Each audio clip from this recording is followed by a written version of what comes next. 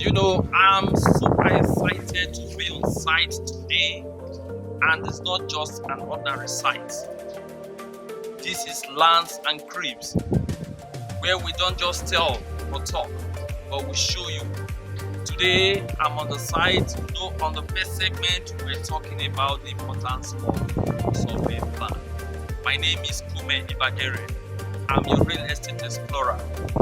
I explore lands, I discover them, unique and strategic locations, and I reveal them to you. But I don't just do that. I also go to sites to meet with professionals so that you learn one or two things about real estate. Today we're talking about the importance of survey plan. And like we always do at Lands and Cribs, we don't just tell, but we show you what it means. In the first segment, I spoke about the importance of survey plan, but today I'm on site now. I'm going to speak with a professional land surveyor to tell you more about land survey plan, why you need it. So just sit down and watch us while we talk about land survey and all about survey plan, the importance of survey plan. Okay, welcome back. Now, if you look around this site, I'm going to introduce you to the land surveyor that is handling these whole sites. And if you can look at me now, I have my face cap, I have my reflector jacket, I'm dressed for the occasion. You don't just go to a surveyor site and you're not dressed for the occasion. I even have my shoes. Look at the shoes I'm using on site. So I'm ready to introduce you to our surveyor. Let's go and see our surveyor. Now, this is the man who handles this massive site. It may look smaller, but what he has, you can't imagine it. So I'm with the surveyor and he will take the stage. He's going to tell us everything that we're going to ask him. Tell us everything you want to know about survey plan. What I told you at the studio was just the one I knew, but he's an expert. This is Surveyor Andrew of Duran Informatics. So, Surveyor, you have the stage.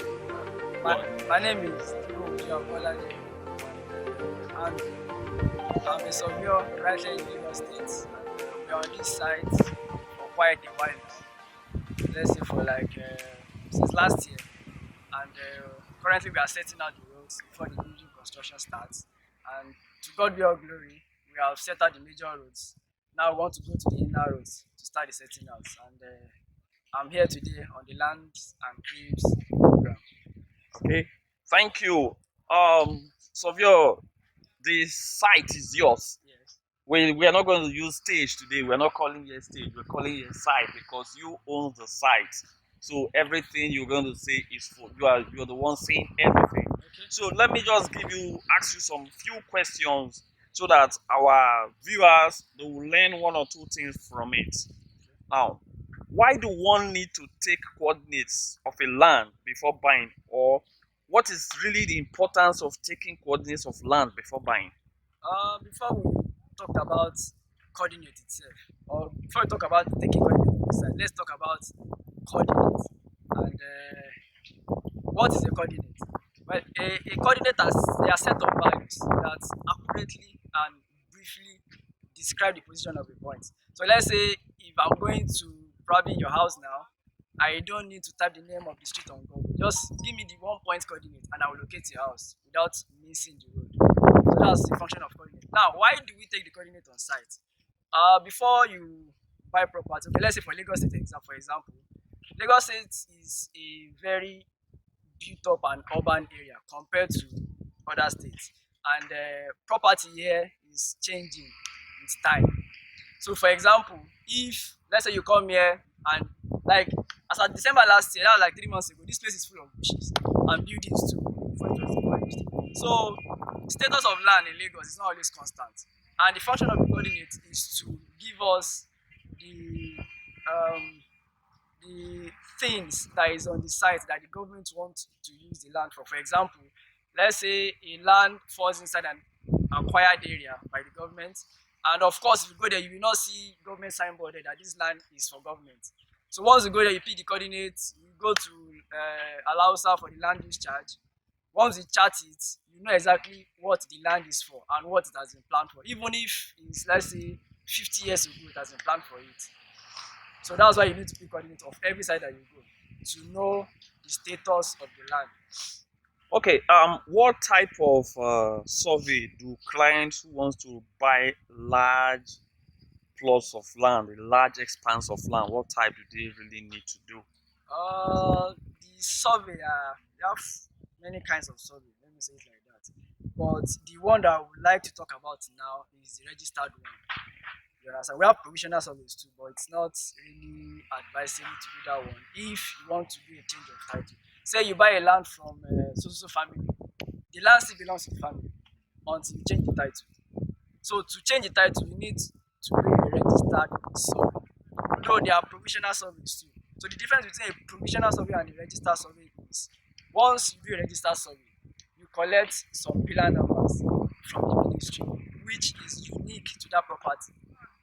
So once you collect those pillar numbers, if any other person comes to say, okay, I bought another land, this is my land, and the beacon numbers has been given already. Once they chart it, they will say, oh, sorry, Mr. Man, this land has been acquired by so person. So that's the function of doing the survey itself. So if you want to talk about provisional survey, a provisional survey is just to see the signature of the registered surveyor on it. You understand? Okay, it's true. I went to the site. I was one that did the measurement, and the person will sign. That's just the function. But that doesn't mean that you can use it to do title change, to do CFO and other stuffs. Though it's costly, but it's our best that we do it every time. Okay. Now, how long will it take for a registered survey plan to be out? Before the advent of COVID-19, survey and registration at the ministry can be done, let's say 3 weeks highest. But during this COVID-19 era, due to the staffs that are working in the ministries, you can say 1.5 months, 2 months tops. Okay, now, why do you think we really need professionals to get our survey done?